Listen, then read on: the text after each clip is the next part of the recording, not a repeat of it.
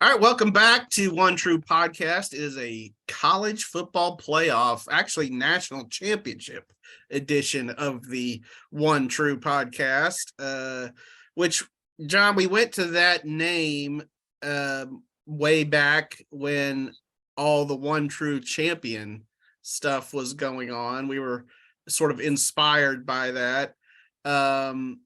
And here, one of the teams that was involved in that whole mess is playing for the national championship. But first, let me say hello to John Werner. Johnny, how you doing?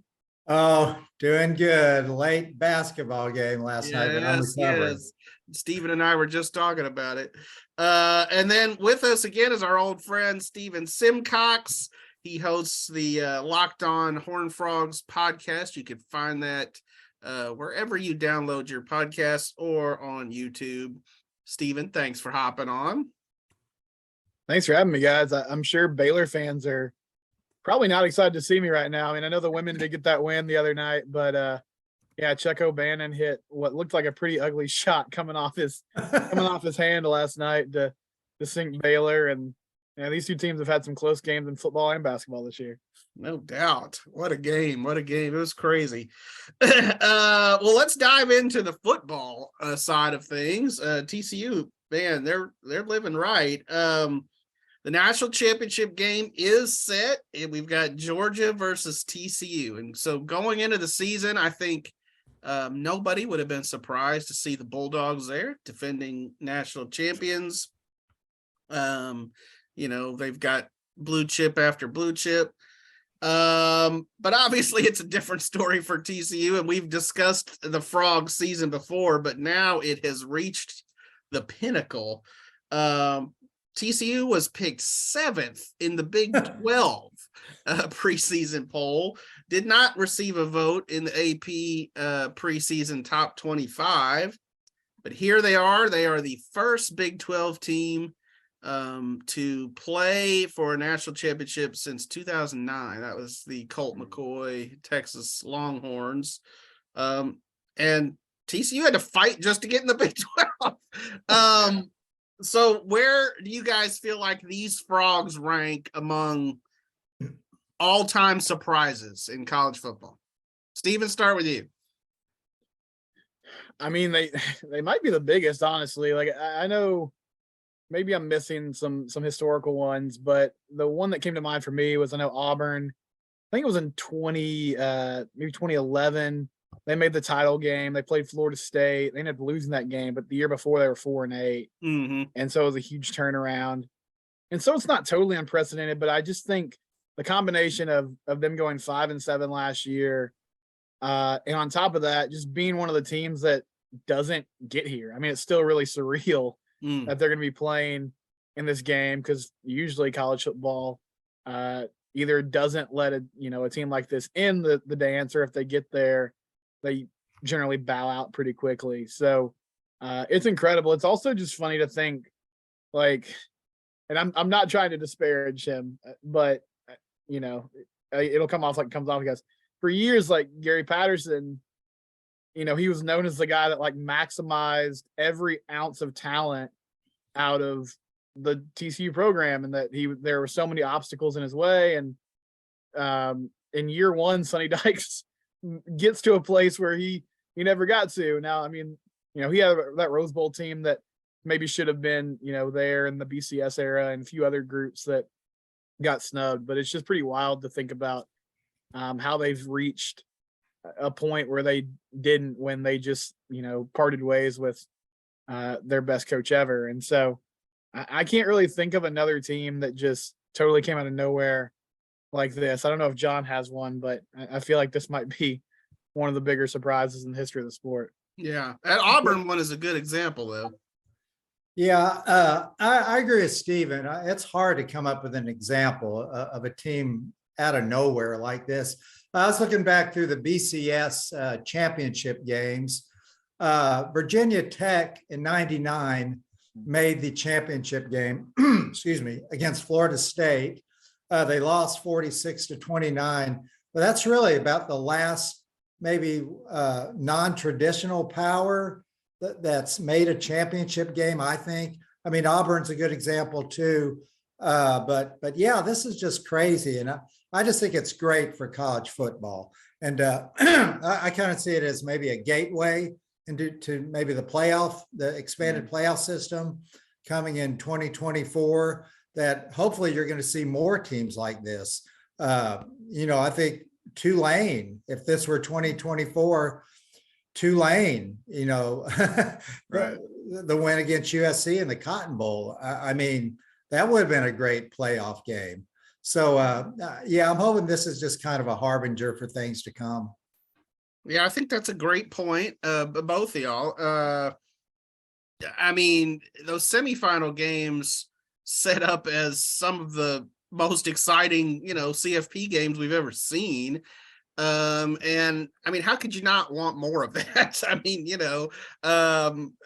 obviously, the magnitude of those games, the fact that they were putting teams into the national championship game probably added even more significance to it. But if it's any type of playoff game, I think that's going to be exciting and good for the sport, certainly, as you mentioned, John.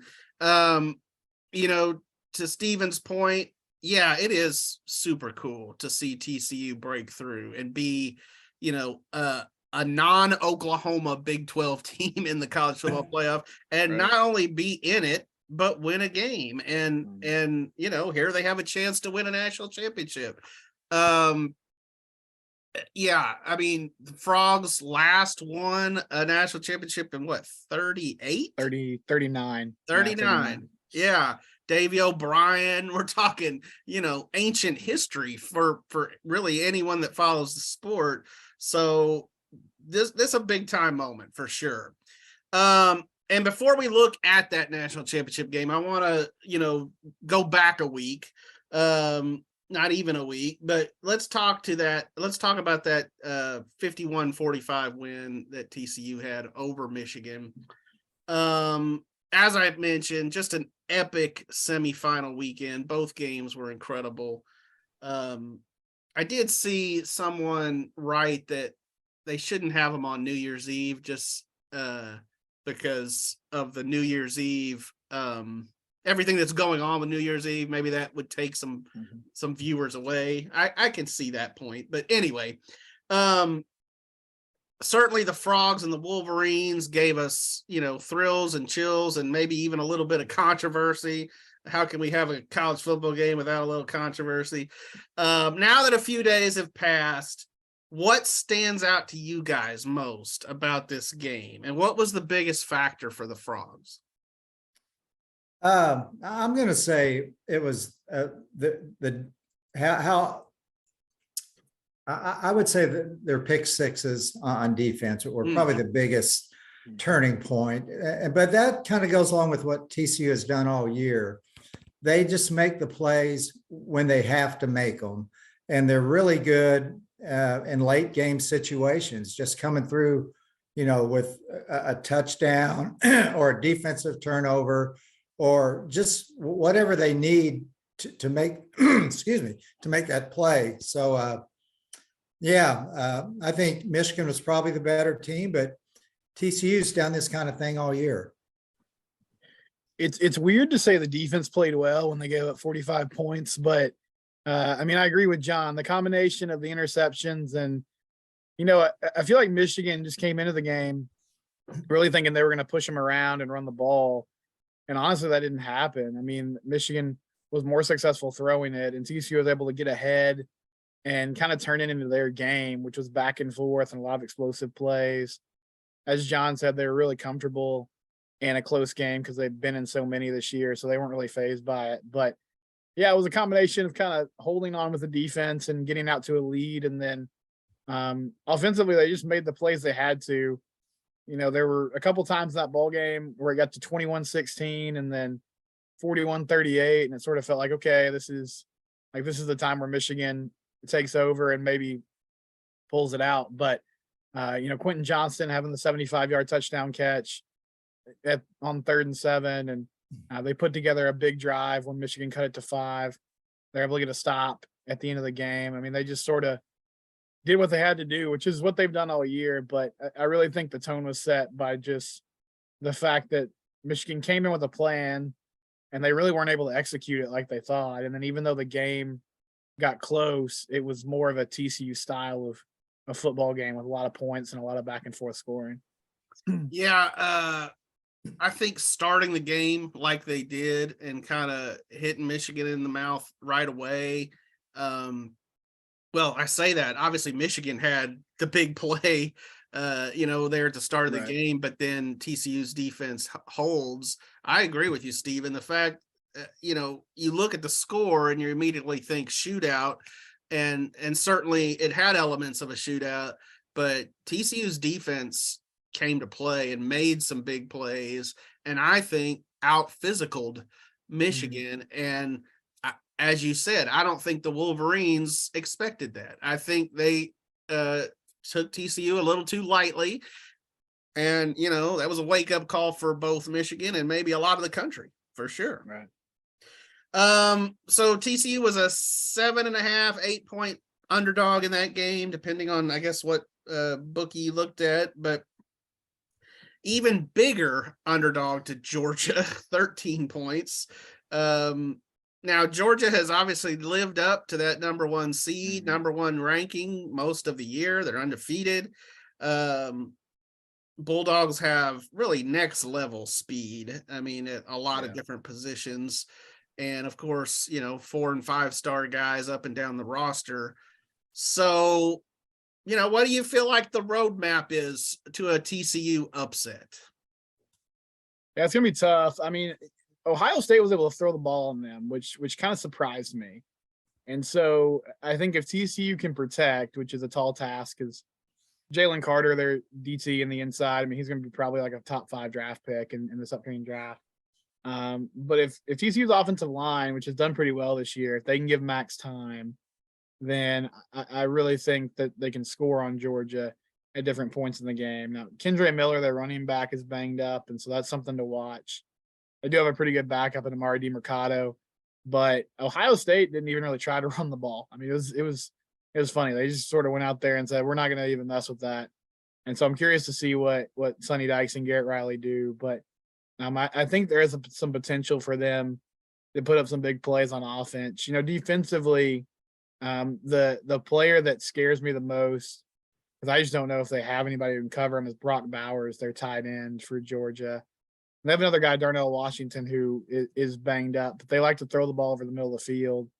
And, their corners, I know, Brice, you had a good story about Trey Hodges, who is from the Midway area earlier this year.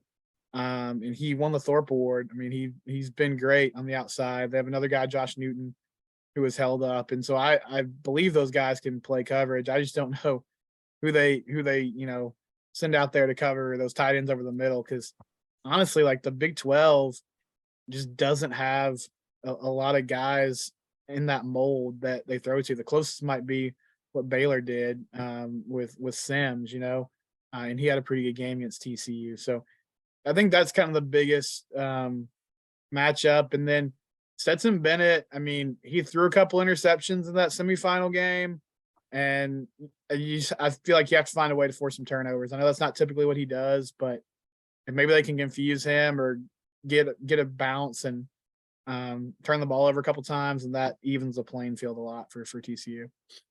Good stuff. What do you say, John? Yeah, I agree with Stephen. It's going to be really hard to run the ball on those guys. They're so big and physical and fast. I think a lot is going to be on Max Duggan's shoulders, as usual, and he usually comes through too. Offensively for Georgia, to me, they don't blow me away offensively. I've been looking at some of their numbers here, and I mean, Stetson Bennett's obviously a very good quarterback, but TCU's played better quarterbacks in my mind. And rushing, it's kind of by committee, but yeah, it's just Georgia's defense. They're so big and physical. I remember when Baylor played them in 2019 Sugar Bowl, man, I was just shocked just how they just kind of manhandled Baylor up front. And, Yeah, I think it's I think they got a similar kind of defense now. But yeah, Duggan's going to have a great day, and TCU's defense has to force some turnovers. Your phone started ringing as soon as you started talking about Georgia's offense. Maybe that was Kirby Smart calling in. Yeah. Probably, yeah. He's like, I dispute that. Yeah, I'm with you guys. I think that's some great analysis. Back to Trey Hodges for a second. Trevius Hodges Tomlinson, if we're gonna say the man's full name, as he added that late in his high school career. But I think he has helped himself this year a lot. I think he made himself some money. He's not a very big guy, but man, his instincts are incredible. He's just a great cover guy. And I think, low key physical, right? I mean, maybe not even low key. Yeah, I mean, that's definitely his game. And he gets a couple pass interference penalties. He got some in that semifinal game, but you sort of just live with that because he just doesn't give up big plays. So, yeah, there's going to be the occasional flag, but he just likes to get up into receivers and press, and he excels at it. Yeah, no doubt. And so I do feel like your point about turnovers will be huge. I mean, they're big in any football game. We know that. But, if TCU is able to get an interception or a pick six or whatever, or multiple turnovers, takeaways, I mean, that's going to be, to me, the key for TCU and also much like that semifinal game, starting fast and just showing Georgia, look, we're in it, we're here to play. I think that will be a big deal because, you don't want to fall behind, 14, 21 points. And then, that sort of doubt starts creeping in and everything. So it should be a fun game. And obviously a lot of eyeballs will be tuned to it, including the 6 of ours. So finally, guys, win or lose, this season is going to go down as a just monumental breakthrough season for TCU.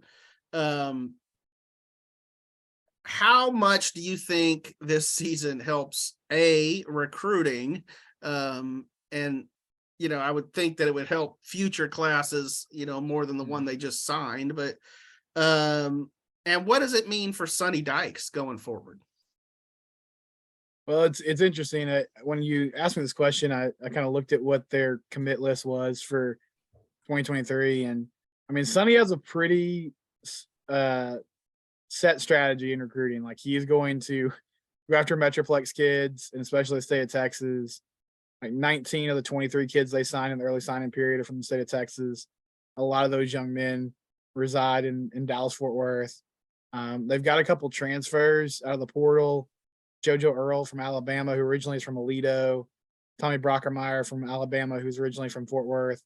And so they kind of have a strategy of like, well, if you went to another school, and it didn't work out, then you can just come back home and play for us. So I think it'll be really significant as far as recruiting goes. I feel like the struggle is, the other side of the portal is, if you have a bad season, like I think about what's going on at Oklahoma State right now.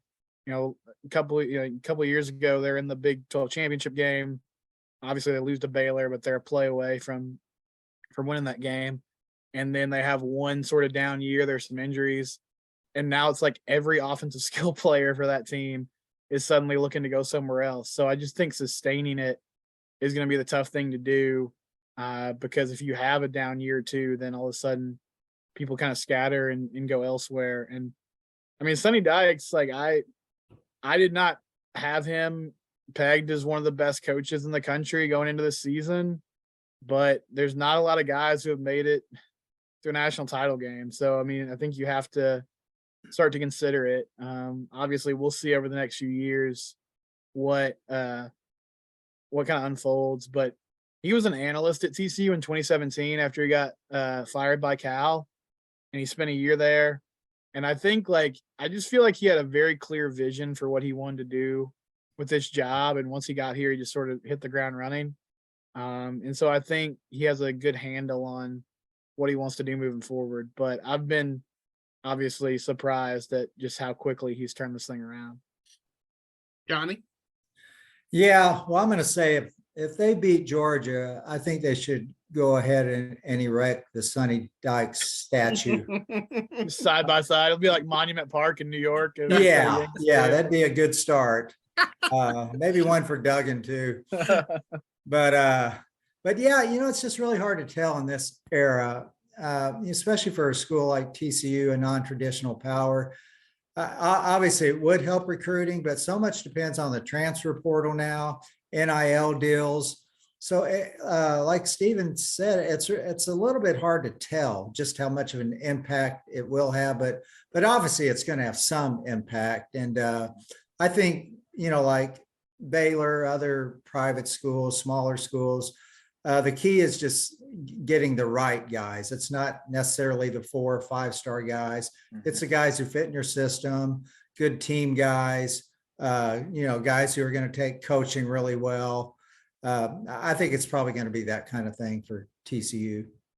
Yeah, the transfer portal has obviously transformed college football. I mean, I've called it full-on free agency, before, and I think that's accurate. I think it's becoming even more and more of a thing.